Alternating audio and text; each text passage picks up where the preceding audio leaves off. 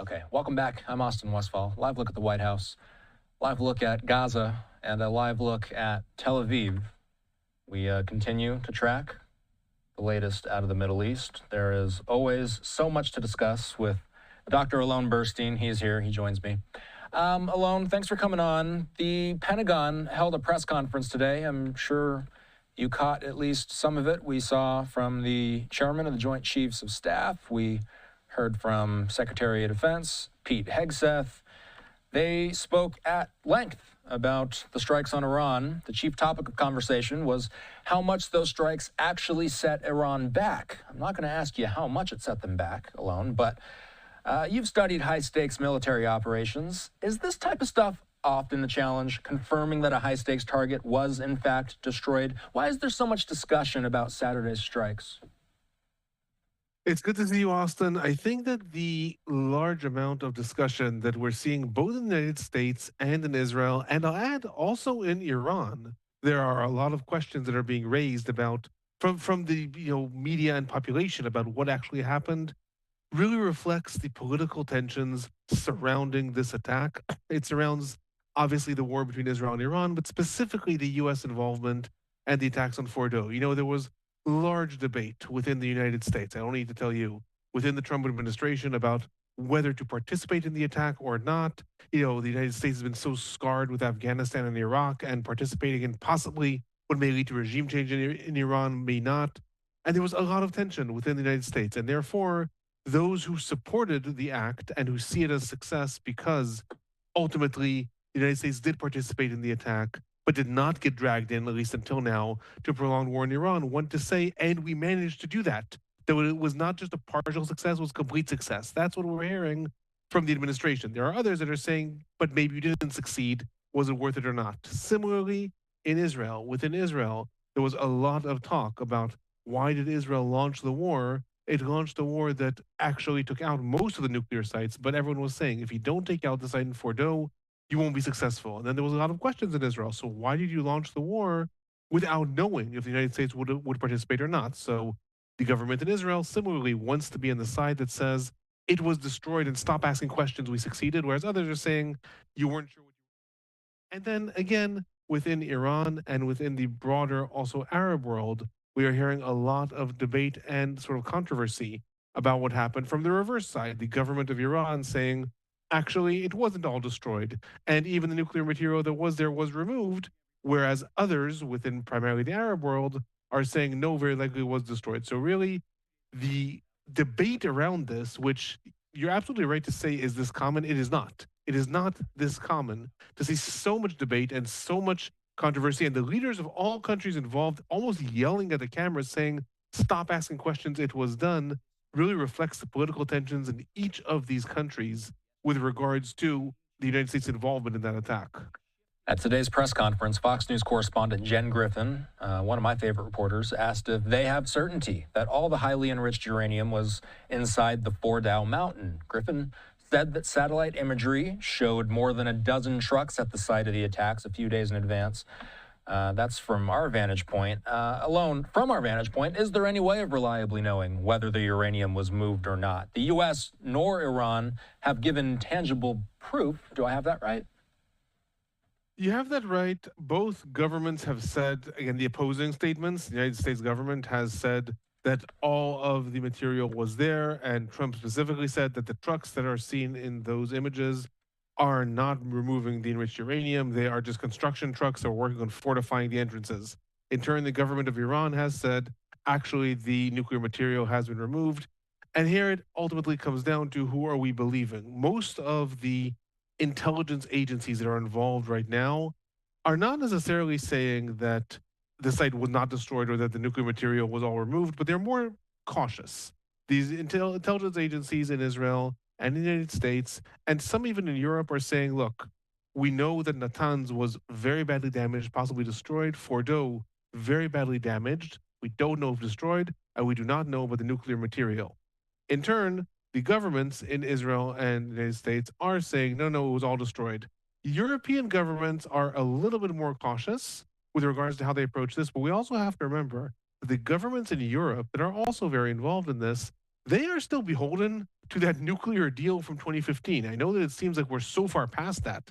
Israel carried out the attacks, United States carried out the attacks, but in theory, if there is enriched uranium that was removed, or if there was non-enriched uranium that was removed, but Iran manages to rebuild its capacities, the governments in Europe are still beholden to that deal. So they are also much more cautious from saying everything was destroyed because they're still within a different political track with Iran. At this point, what I'll say is we do not know, and I don't think there's any credible way to know. Some definitive proof that Natanz was destroyed comes from the fact that the International Atomic Energy Agency, the IAEA of the UN, reported from day one of Israel carrying out the attack in Natanz that radioactive signals are being seen as a result of that attack. That means that the enriched uranium was there, centrifuges were running, and very likely they were destroyed. There has not been any such report coming out of Fordow or Isfahan. That doesn't mean that it wasn't there, especially Fordow is buried deep into the mountain. So it doesn't mean that there was not nuclear material there. And once again, I don't want it to sound like I think it's a good thing if there's radioactive spill, obviously not. But that is just an indication as to if and when that happened. We do know, I would say pretty much for a fact, that Natanz, which was by far the largest enrichment site, was destroyed. Fordow, at this point, I hate to say it, you know how much I hate to say this, we really don't know.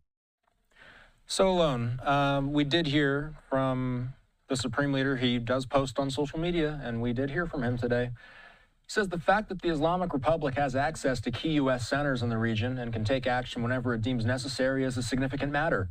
Such an action can be repeated in the future, too. Should any aggression occur, the enemy will definitely pay a heavy price, he says. I read stuff like this alone, and I think to myself, why the venom in this message? Is this just how the Supreme Leader talks? So I'll say first of all that you asked me last time we spoke, have we heard from him? And I said no. And literally 3 minutes after we got off, a tweet came out. So first of all, clearly he's watching, and wanted to respond to that. That's one. Two, look, these are countries that, in the best of times, hate each other: Iran, United States, and Israel. At the worst of times is what happened in the last 3 weeks, and they're at war. The supreme leader, one of the core ideological facets of the Islamic Revolution in Iran, was exporting the revolution in order to tackle the little Satan, Israel, and the big Satan, the United States. No matter how you slice it, even if the parties do come to an agreement, this is not going to be an agreement that comes between parties that have decided that they love each other. It's going to be an agreement between enemies that decide to lay down arms, that decide to come together, that they don't want to fight each other anymore.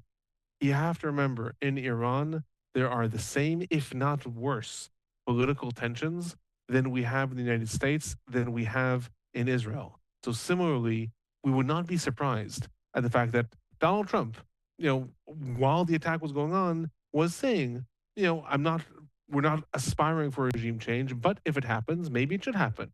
He tweeted, "Make Iran great again." We should be aspiring for that. So a similar question could be asked, well, why is he so much against the regime? Because ultimately, we would understand that, number one, because the United States is, at this point, an enemy of Iran. And two, also for internal consumption within the politics of the United States. It makes sense. We'd understand that Trump, that is his rhetoric, and that is also how he's talking to the political rivals in the White House, in D.C. We're looking at the White House, in D.C. Similarly, in Iran, the supreme leader does not face an opposition in the same way as Trump, the Republicans, and Democrats, but there are other political parties in Iran. There are other challengers in Iran. There is a strong opposition in Iran, and he is boasting this message, first of all, I think out of sheer ideology, with regards to how he views the United States and Israel. But more than that, it's also, again, for internal consumption. The regime that has been boasting about its strength to take on from its perspective, big imperialistic United States and Israel, suffered quite a blow. And so he needs to be boasting, no, we are still alive. And more than that, I'm not afraid. I'm not afraid. I'm still going to put out these tweets. There is another theory that I'll say has been floated, which is that the supreme leader is actually quite sick and is in a bunker and is not being told what actually happened. That's a theory that I'm seeing circulated. That especially with his talking about victory over Israel, that some people told him that Israel's nuclear reactor in Dimona was hit, that half of the Israeli government was killed, and that that's what he believes. I have to say, I don't necessarily believe that at this point because the nature of this message is not different than his usual messages when he would speak in public in front of thousands of people. This is the perception of the man as he's moving forward. I believe this was put out today, but we don't know when this was recorded, correct? Correct? And we don't know where this is also. This is not the image of someone who's standing in front of thousands of people speaking charismatically.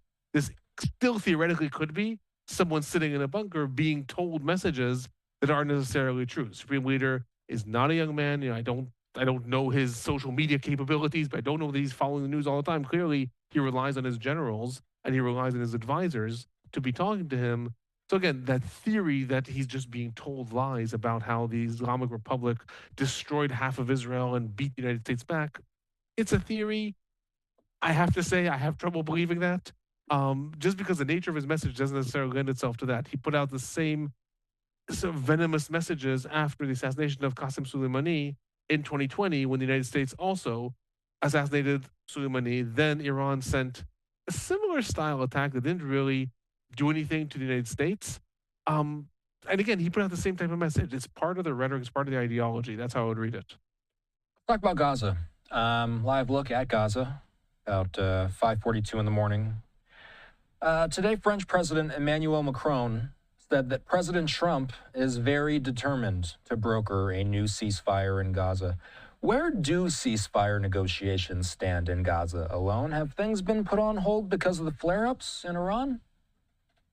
Absolutely. There's two broad stories going on with regards to negotiations. The first one is what was happening before the escalations with Iran. Before the escalations, there were high level negotiations going on under the auspices of Steve Witkoff, the special emissary to the region. But not really to the region, it's also to Ukraine. Special emissary basically from Trump to the world, it seems, or to conflict zones. And he was brokering a deal that was going to be a 60-day deal, 60-day truce, or involved the release of 10 of the remaining live hostages, half of the hostages, 10 out of 20, and in exchange for Palestinian prisoners, increase of humanitarian aid, IDF redeployment.